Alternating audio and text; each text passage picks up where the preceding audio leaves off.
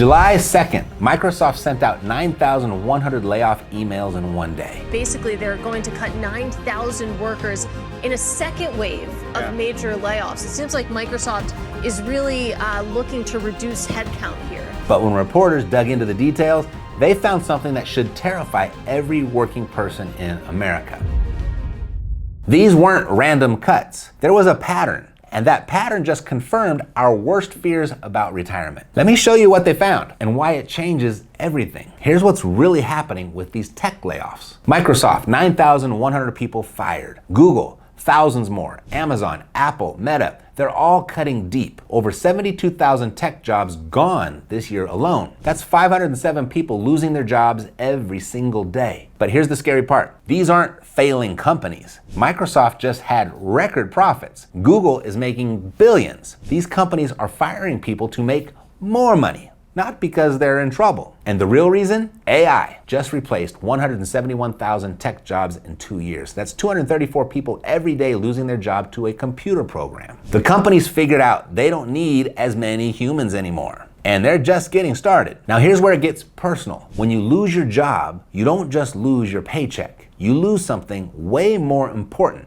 time. Think about it. If you're 40 and you get laid off, you just lost years of 401k contributions, years of company matching, years of compound growth, and you might not find another job that pays the same, if you find one at all. Let me show you the math that's keeping people awake at night. The average American has $30,000 saved for retirement. Using the safe 4% rule, that's $1,200 per year. That's $100 per month to live on. Yikes. Even people who thought they were doing well are in trouble. Someone with $400,000 saved, which is way above average, can only safely withdraw $16,000 per year. That's $1,300 per month. Try living on that. Try paying for medicine, food, and rent on $1,300 a month. But the layoffs just exposed an even bigger problem. The entire retirement system is broken. Here's what nobody talks about. You need $1.26 million to retire, quote unquote, comfortably. That number just dropped from 1.46 million, and people still can't reach it. The stock market timing, it's not reliable. It crashed in 2008, people lost half their retirement savings. It crashed again in 2020,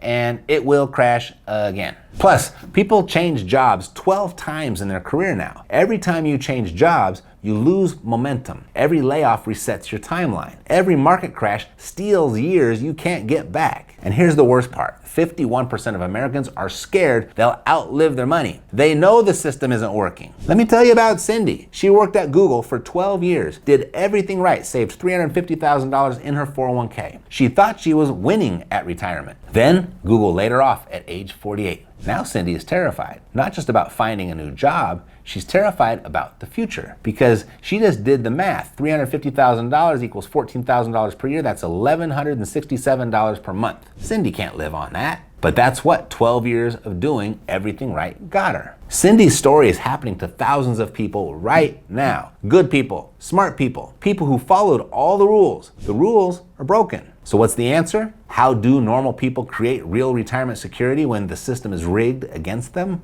And it is rigged. Here's what Cindy figured out and what the wealthy have known for decades. You need income that doesn't depend on your job or the stock market. The most viable source of this type of income for the average person is rental property. And here's why. People always need a place to live. They need shelter. Even when the stock market crashes, people pay rent. Even when companies are doing layoffs, people pay rent. Even during recessions, people pay rent. And here's the beautiful part. You don't need millions of dollars to start. You don't need to be a real estate expert. You don't need a license. You don't even need perfect credit. There are many ways to buy rental properties with almost no money down. Legal strategies that most people don't know exist. And most people think you need to dedicate full-time effort to make this happen. Full-time effort to acquire the 10 or 20 rental properties to retire. Wrong in both cases. The real time required, an hour a day. The real number or properties, it's 3. And I'll lay it all out for you in just a second, but 3 properties would produce more income than Cindy's $350,000 in her 401k will ever give her. And the income and value would increase every year with inflation instead of getting smaller. Now, have I just oversimplified this? Yeah, you bet. There is a right way and a wrong way to do this. Pick the wrong properties and you might need 20 of them.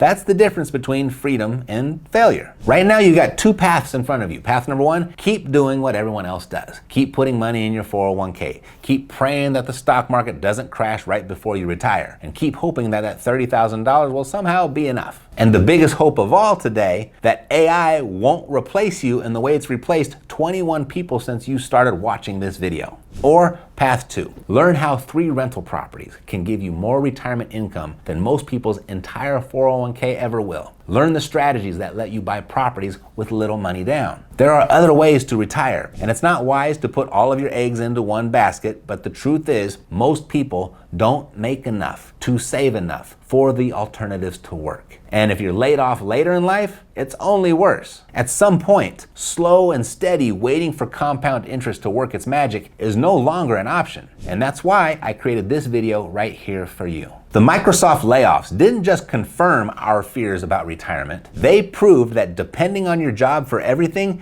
is the riskiest strategy of all today. The question isn't whether you can afford to invest in rental properties. The question is, can you afford not to? You knew that was coming, right? Thanks for watching. I'll see you next time. Take care.